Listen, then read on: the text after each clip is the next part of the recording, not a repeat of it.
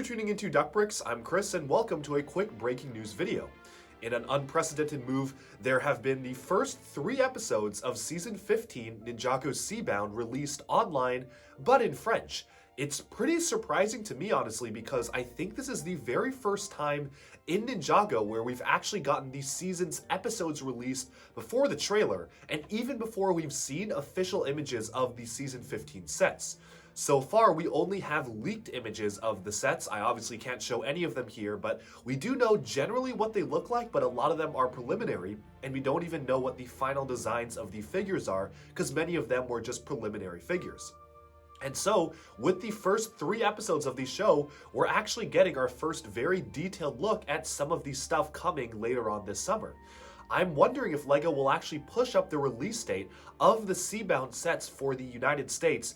Typically, the Ninjago summer sets actually release on August 1st. That happened with Season 13, Master of the Mountain. It also happened with Season 11, and all the other previous seasons, the US usually gets the summer Ninjago sets a little bit later, specifically in August, whereas Europe and other regions get them around June, but the TV show usually doesn't air until August or maybe even July if we're lucky. But now it's not even April, and they already are airing, and apparently the English episodes are airing this Sunday. So on April 4th, apparently the English versions of the first few episodes, I'm gonna guess the first 3 that we've seen here, are actually going to be airing. So really unprecedented for Ninjago to do this. I guess they wanted to have it be a direct continuation from Season 14, The Island, and not have too much of a gap in between the airing schedules, but still kind of cool how we're getting it so early this time, and I'm wondering if that will affect set waves. But now just getting into some quick discussion of the episodes. I'll actually be doing an in-depth discussion when the English ones come out on a regularly weekly basis, so obviously stay tuned for that because I can give my full thoughts there. And again, I will be giving some very minor spoilers right now, so if you don't want to hear anything at all, just shut off the video now and wait until the English episodes come out. But just some preliminary thoughts on these first 3 episodes. I understand a little bit of French, took some French classes all the way back in high school, so I still remember a little bit of French. And honestly, they actually do seem relatively solid, at least for a season opener. What really surprised me is that, again, spoiler alert, we got some more hints to the Vengestone buyer from Season 13, a brand new villain named Miss Dynamite, which seems to be almost like a female version of the mechanic, was arriving on scene, just kind of a throwaway villain for the first episode, but she was transporting Vengestone for some buyers. So another hint, they keep on seeding this Vengestone buyer. Tommy Anderson has stated that that's one of the baddest Ninjago villains yet. So I'm kind of curious to see where exactly they're going with this, because it really does seem like they're kind of seeding this throughout the recent seasons. And then a bit of a recap for people who do not speak or understand French.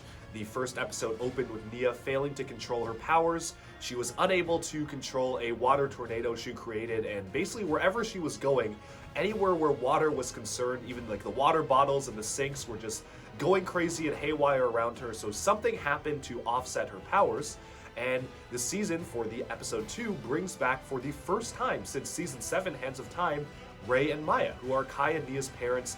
Certainly was pretty surprised to see them in a redesigned form. I knew that they were coming because the voice actors did state that they are coming back, so we did know this for quite a while now, but they do get fully redesigned outfits. Now, for the preliminary Season 15 sets, we don't actually know the final design of the minifigures, so for all we know, we actually will be getting these in sets, and I certainly am hoping so, at least for Maya, because she seems to have a very prominent focus this season, just going off of episode names alone. Episode 2, however, is largely spent with Maya trying to train Nia and to get her water powers under control unsuccessfully, whereas Zane and Pixel go out and investigate some disturbances and distress calls happening out on the open sea.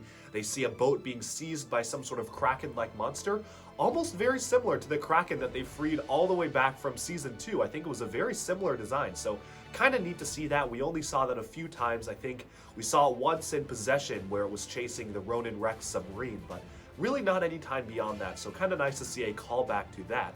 The other thing is that I'm not entirely sure if I understood this translation correctly. It's been a few years since I've had to speak French, but to my understanding, basically the sea plates or the tectonic plates at the bottom of the Ninjago Ocean have opened up. There's a big split which is causing some of the disturbances, and potentially there's something even deeper under what they believe to be the seafloor. Kind of a classic premise and setup for an underwater monster type movie or show, so I can definitely see them doing that with the seafloor opening up and there being an entirely different world underneath. So apparently that's where they're going, and episode 3 is actually where we got a lot of really interesting looks at some of the first season 15 stuff. We got our first look at the massive underwater Destiny's submarine, so it's like the Destiny's Bounty but in submarine format. We did get preliminary images of this in the set, so we kind of knew what it would look like, but honestly, after seeing the show, I'm pretty sold on the vessel itself. They actually put a lot of thought into the interior and made it feel like a lived-in space. There's a whole washer area, there's toilets, there's a whole cafeteria section, and even some sinks to wash the dishes after eating at the cafeteria.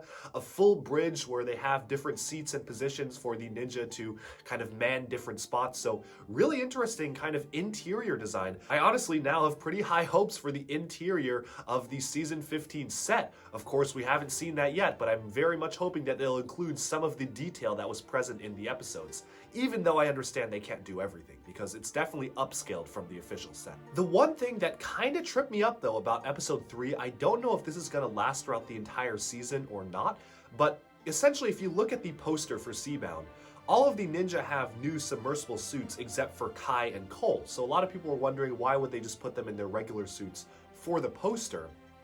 What's really, really strange is that only 4 out of the 6 ninja actually went on this mission. It was Nia, of course, Jay, Zane, and Lloyd, and of course accompanied by Pixel and Maya, but unfortunately Kai and Cole stayed behind. Again, not really sure if this was a lost in translation thing. To my understanding, Kai's dad Ray said he wanted to study something about the ancient fire masters with Kai back in Ninjago, and Cole also decided to just stay with them for some arbitrary reason, like playing video games with them. Really a strange setup, and I can't help but wonder if this was maybe because of what unfortunately happened to Cole's voice actor. Potentially he wasn't able to maybe finish recording certain scenes of dialogue. That's why they had him just sit out the rest of the season. Hopefully Kai and Cole play a bigger role in the season. Of course, if we look at the sets, they do have scuba outfits. I'm gonna have to go back and check, but I thought that they did. So it'd be super strange if they just never wore those in the show and basically sat out this entire mission. I'm gonna be honest though, this is a bit of a mixed bag for me. While it is really unfortunate to have 2 out of the 6 ninjas sit out an entire mission, I'm not necessarily against it if it means they can do a lot more character focus on at least the 4 that went, or maybe at least Nia, because specifically she's the focus character of the season. A lot of times in Ninjago, since you have 6 main characters, there's always, every single season, there's 2 or 3 that just do literally nothing the entire season, get a few lines per episode, and really that's about it, and basically have no character development. And that's been one of the biggest complaints of Ninjago, is that the cast is a little bit too bloated to have 6 main characters, because on every mission, you probably would get 1 or 2 focus characters who go through a good amount of character development, maybe a few other tertiary ones, and then the rest of them just don't really do anything. This exact thing happened just last season with season 14, The Island. Cole barely did anything except ask for food. I honestly don't even remember anything that most of the ninja did in that season. And even in season 13, which was Cole's focus season, from what I recall, a lot of the ninja were honestly pretty benched and didn't really do much. So it was a system that wasn't really working too well in terms of giving everyone focus. And honestly, I can see myself kind of being okay if they just pushed 4 of the ninja for the season, namely Nia, Lloyd, Zane, and Jay, and then had Cole and Kai maybe have a bigger focus maybe next year or the next season because they're sitting out this season. Who knows? Still, I think it would be a shame if they never appeared the entire season in their scuba outfits and they never actually went down to help the other ninjas, so we'll have to see. We're only on episode 3. We still don't know exactly how many episodes there are in this season, but if it's around the same size as, say, season 13, there's still a ton of content left to cover. So definitely stay tuned for that. I won't talk any more about this because, again, it is the non-English version, so there's only so much that I can say about different clues that I could pick up by limited understanding of French. So definitely tune in on Sunday when the actual English episodes will release. I do not know how many will be released. Usually it's anywhere between 2 to 4 on a weekly basis if the previous seasons are anything to go off off of, so I'd probably expect to see a few of them released this weekend. Definitely stay tuned to the English episodes and my coverage coming out sometime probably next week after I've gotten a chance to actually watch the first few episodes in English and think through them. And as usual, stay tuned to Duck Breaks for even more LEGO and Ninjago news, reviews, discussion, analyses, and more coming your way very soon. Bye-bye for now.